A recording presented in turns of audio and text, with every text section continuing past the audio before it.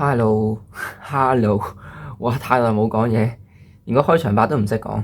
Hello，各位觀眾，而家係2025年嘅9月28號嘅凌晨4點28分，影唔到添，有啲反光。今日係禮拜六嘅夜晚，咁所以就叫做係禮拜日嘅04:29。哇，講咗勁長開場白，因為呢集呢係好突發嘅。日常142，原本呢集呢唔係諗住拍我而家咁樣嘅內容嘅，不過算啦，因為突發啊嘛。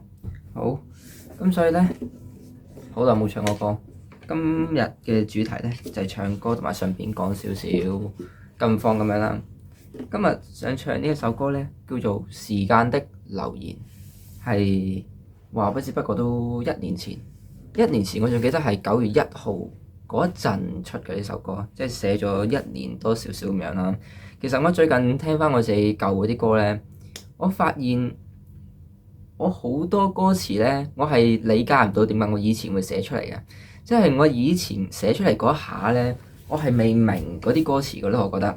但係去到我而家，即係慢慢好似時間過去咗，個人又接觸多咗嘢之後呢，發現自己以前寫嗰啲歌詞係有啲深度喺度嘅。但係我都幾肯定，我以前寫嗰啲歌詞嗰陣，即係例如時間的留言或者離別重逢咁樣呢，我寫嗰一刻呢，我係唔明嗰啲歌詞係做咩嘅咯，純粹就係覺得喂，咁樣寫出嚟呢，有啲似嗰啲流行曲咁樣啊，即係我係模仿人哋，模仿一啲出名嗰啲歌嗰個風格啊，嗰個排版就去寫噶嘛，嗰啲歌。係咯，咁啊，所以講下點解想唱呢首歌，同埋講下點解凌晨4點幾啦。諗下講咩先？好，咁就話說4點零鐘左右咧，我就瞓覺扎醒咗。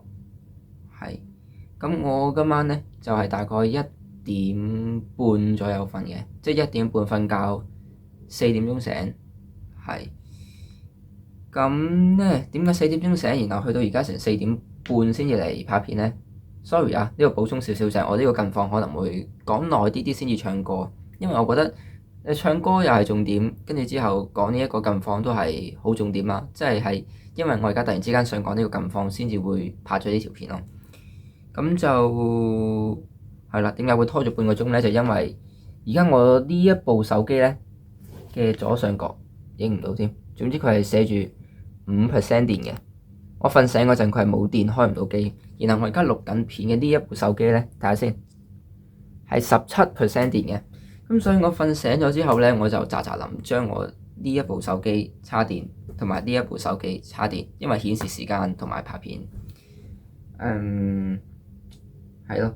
咁雖然呢就話就係瞓咗2個幾鐘啦，但係其實我覺得我睡眠係充足嘅，就係因為話說跌咗落地下添。話說2-3日之前呢，我就日夜顛倒啦。然後我上一集日常141，雖然呢開頭唔小心打錯咗做日常134啦，但係日常141嚟啦。總之好離題。總之呢嗰陣我就話我係要休養下，需要休息下啦。咁而家都9月6號啊，嗰陣9月6號去到而家9月28號，過咗都20幾日。咁休養咗啲咩翻嚟呢？就係我輕咗咯。即係我前2-3日嗰陣華加莎啦，咩話史上最強颱風啊嘛，咁就本身諗住咧華加莎之前就嗰幾日去睇中醫嘅，但係咧就因為華加莎突然嚟咗咁啊，所以等個風球過咗之後先至睇中醫啦。點知咧就喺個風球期間咧，又唔會話特別唔舒服嘅，即係我每日都會磅重嘅，因為翻嚟嘅主要目的咧都係為咗要休養啊嘛，想自己肥翻啊嘛，而家都係一排骨啦。好，咁磅重就一直都好穩定地由9月頭到而家都係46點幾咁樣啦，46點幾、46點幾，即係食飽咪46.8、46.9，未食飯咁咪46.1、46.2咯。點知就係打風之後就發現自己咧第一次跌破咗46啊，即係我記得係45.7嚟嘅跌到，仲要係連續即係稱咗好多次，隔幾個鐘稱一稱都係發現自己輕咗喎。咁嗰陣就覺得真係唔得，都係要去睇一睇中醫啦，真係唔知自己邊方面出問題啦。咁所以咧前日左右啦，咁就有位親戚，即係我一位阿姨啊，咁佢就帶咗我翻去佢嘅鄉下，因為如果有啲觀眾記得我係前3至4集日常咩有一集話咩簡短回顧近2個月嘅近況嘅，我話我喺8月嗰陣我翻過一次我嘅鄉下噶嘛，即係我媽咪嘅屋企啦。咁嗰陣翻去都係為咗叫做睇下病啊咁樣嘅。順帶一提啦，即係好似我而家着緊呢件衫咧，唔知大家見唔見到呢度有一個方形嘅印啦，背脊應該都有嘅，唔知認唔到，背脊好似有2個印嘅，就係嗰陣翻鄉下就阿婆婆嗰啲幫我搞，就話係即係抌咗個印喺個神明鄉下嗰啲神啊，抌咗個印喺度就幫我辟邪啊，整走晒啲污糟嘢咁樣啦。然後即係總之係啦，今次就係去阿姨個鄉下嗰度，就話有一個好勁嘅中醫，係啊，咁就去睇下佢，因為我呢個情況好似真係好複雜咁喎，真係都由年頭病到而家幾時啊？而家9月尾就係10月啦，我1月翻工，2月病咗8個月啦，跟住呢4個月仲要不停係咁，即係咁輕，又冇胃口，即係食少少就飽，跟住食得多又唔得，但係咧你食少少飽你又好快餓，然後佢就係不停係咁惡化，即係一次食得比一次少，然後一次餓得比一次快，但係食極又食唔飽，一食多又會發現消化不良咁樣，即係啲咁樣嘅嘢啦。咁疑難雜症咁樣都好似好奇怪咁。咁啊去睇下個老中醫，話係真係好偏僻㗎啦，係嗰啲叫做荒山野嶺咁樣嘅。咁我就都見識到係真係好荒山野嶺啦。咁啊講一講我睇呢個中醫嘅一啲感想，純粹講一講佢啫，係好突發地講一講啦。我係前日朝早前日中午，前日朝早出發，前日下午到，係咁咧到咗咧，咁就把脈啦。咁佢係幫我把脈，然後我第一次見識到即係一啲好傳說中嘅中醫啊，係好傳說中嘅中醫，就係佢一把個脈，然後咧佢一粒聲都唔出嘅，佢就係咁寫，即係寫嗰啲藥單，一粒聲都唔使出嘅。因為我睇過都4、5次中醫啦，即係香港又睇，大陸又睇，翻鄉下又睇咁樣咧。多數人哋啲中醫咧都係叫做望聞問切噶嘛，即係又問下啲問題，跟住又叫你伸下條脷出嚟俾佢睇，又唔知點樣把下脈啊。總之就好多嘢做嘅。但係嗰一隻鄉下嗰個中醫咧就唔使，係啦，同埋佢都真係好老啦，即係80幾歲咁樣啦。佢話同埋叫做聽講嘅就係話佢做咗中醫60幾年咁樣。總之咧，佢一把完脈寫，基本上咧佢一路把脈一路同我傾偈啦。但係我覺得我同佢講嘢嗰啲內容咧都影響唔到佢把脈寫嗰陣嗰啲嘢咯。咁佢咧一掂我隻手，跟住之後咧過咗一陣佢就話：你啊心情不好，心情不好。跟住之後又講咗幾樣嘢啦咁樣。跟住之後咧就我諗一諗點講先，因為好突發嘅。本身咧我諗住話，等我好翻之後先一次過總結翻呢幾個月我一次過即係叫睇過幾個中醫嘅一啲感想啦。但係噏到嘴邊就講埋，同埋費事拖咁耐，搞到我唔記得同個中醫嘅一啲經歷，即係老土啲咁講，好似前2集咁講啊，費事錯過咗嗰個要講嗰個時機啦。係咯，咁啊寫，佢就話咧你諗太多嘢，又成日捱夜啊，即係佢係好勁喎，一把脈跟住就已經知道晒啦，知道日夜顛倒啊，跟住之後又捱夜啊，跟住之後又心情不好啦，佢咁講啊，心情唔好。咁我問佢點做啊？咁樣點算啊？唔係喎，我唔係問佢點算，我係話呢個問題好難解決嘅喎，因為如果我要我心情好翻，我要我父母復活，老豆老母嚟見我，我先至心情會好翻咁樣噶嘛。咁點咧？話説我聽到出面有腳步聲，我懷疑我嘈醒咗個親戚咯，唔理佢啦。但係咧我問完佢呢個問題之後咧，其實我自己已經心入邊有個答案，都估到下一步其實佢係想講啲咩，就係要拍拖。再俗啲咁講，就要結婚生仔咯。即係我呢個 case 要點樣解決咧？佢話諗嘢諗得太多啦。即係喺呢方面咧，我都叫做有好多嘅嘗試嘅。即係睇過上兩集嘅觀眾都知啦。咁我就呢一兩年時間，即係其中一個叫做咁專注去追夢嘅原因咧，我覺得係我想麻醉自己啦。即係我發現我自己一停低咧，就會叫做胡思亂想啊，諗翻好多以前嘅嘢。咁慢慢去到呢兩三個月咧，其實我發現咗咧，用呢一種嘅方式咧，其實係叫做逃避咗個情緒啊，唔係去正視我嘅負面情緒啦。咁所以我唔記得我邊條片講啦。總之我呢兩三個月嘅近況嘅呢啲片咧，其實我都應該有透露到一個信息出嚟，就係話我要開始正視自己嘅負面情緒啦，即係就唔好再逃避啦，因為逃避係冇用嘅，你會不停積埋咁樣啦。咁但係正視又好難正視喎。咁但係你逃避，你唔逃避你又可以點咧？咁樣就係要揾另一樣寄託咁樣。好，扯遠咗跟住所以俾大家望一望咯。喺度有包中藥，就聽日開始煲，嚴格嚟講係今日啦，即係咁樣嘅藥喺鄉下執翻嚟，即係理論上應該係超級之勁、超級之新鮮、超級之原始嘅藥材嚟㗎啦。咁就呢啲咁嘅藥材咧，有6包喺度，6包就係6劑啦，即係6次。咁咧就隔1日飲一次，即係每2日飲一次啦。咁係點飲法咧？就係中午食完飯之後飲一次，同埋夜晚食完飯之後飲一次咁樣。咁就總共係需要12日，因為隔1日飲一次啊嘛，隔1日飲一次，總共需要12日，然之後飲6碗，唔係飲12碗，然後飲6日咁樣。好，咁咧就係咯，因為跟阿姨咁樣去翻鄉下去睇醫生啊，又去玩下咁樣嗰啲咧，咁所以咧佢哋早睡早起，我又跟佢哋早睡早起啦，咁我咪叫做好極端地，即係個日夜顛倒個問題即刻扭翻正咯。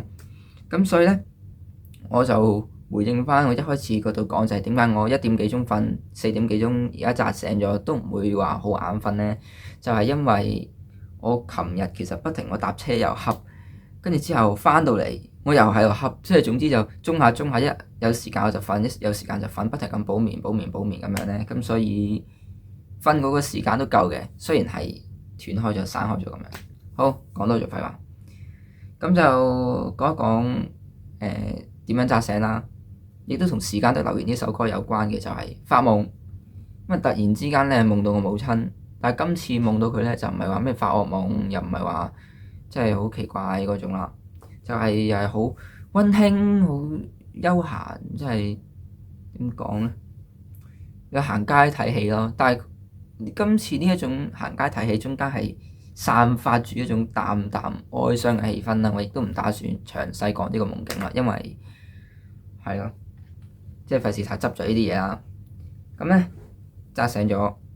然後發現哇，做乜只不過係4點鐘嘅，要瞓翻又發現真係瞓唔到啦。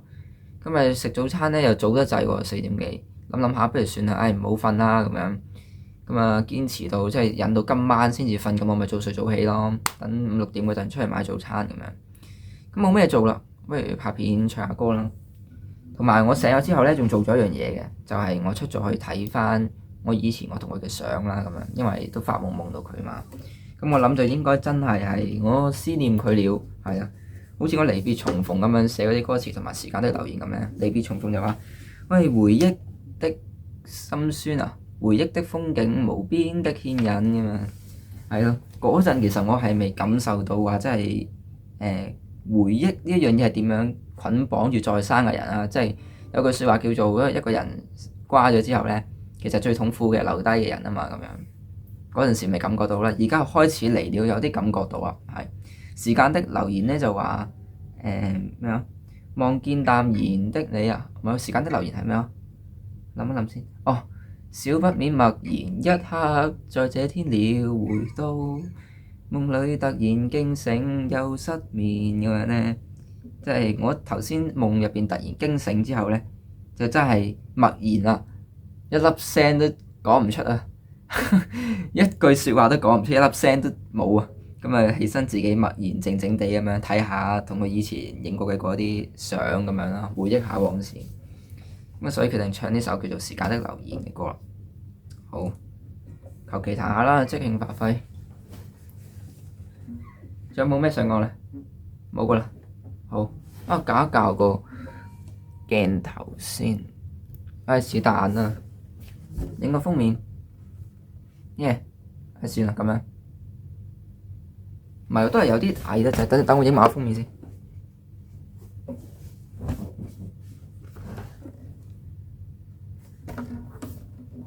算啦，好難影，唔理啦。唉，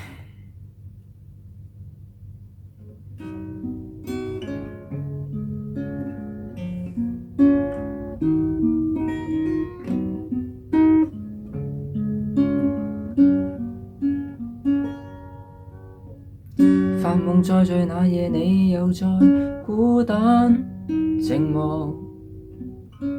驟然默然突然地沿路消失散去，結局發現這日你便會只想見時，如那日的天氣，在這日黃昏了，在這天無味了，在這夜平安了，別失眠。望見淡然的你，若自消失落過，夢裡還有憧憬，如果未變。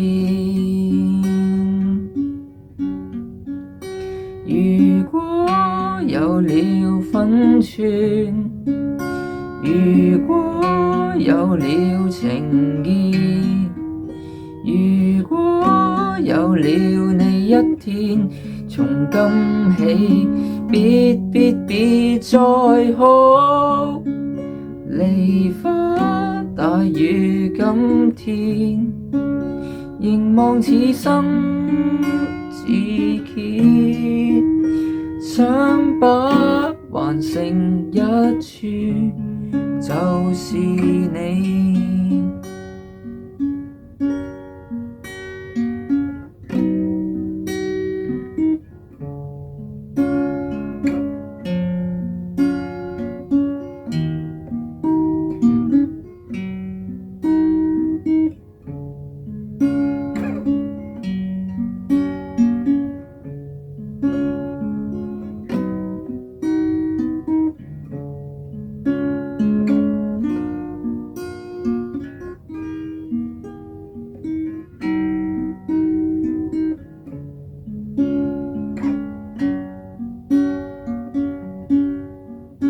望見淡然的你，若自消失落過，夢裡還有憧憬，如果未變。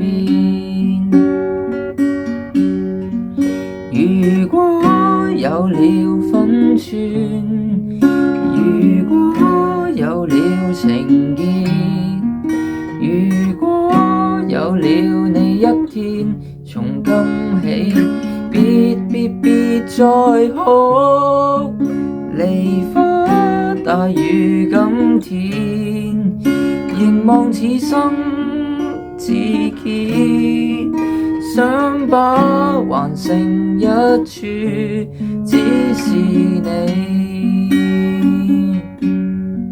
少不免默然一刻，在這天描回到夢裡突然驚醒，又失眠，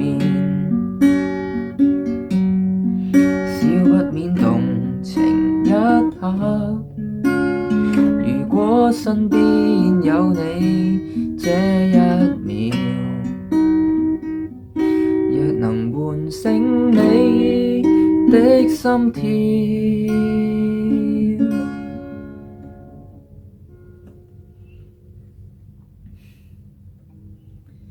如今有了分寸，如今有了情意，如今我看得見，從今起別再哭。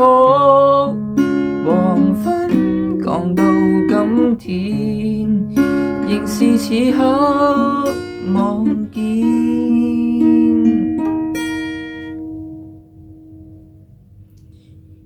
櫻花零落一處便夠了。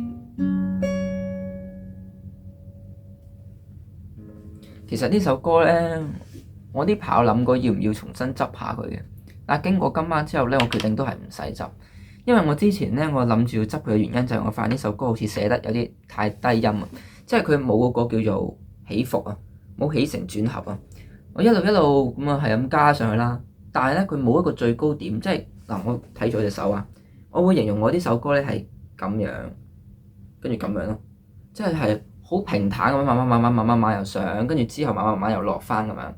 咁咧我就覺得啦，我嘅觀察就係發現好多個流行曲咧，其實係偏向係咁樣嘅，一路狂上，爆上最高嗰點，即係呢個係好高音㗎，嗌晒出嚟㗎，跟住之後先至插，係啦。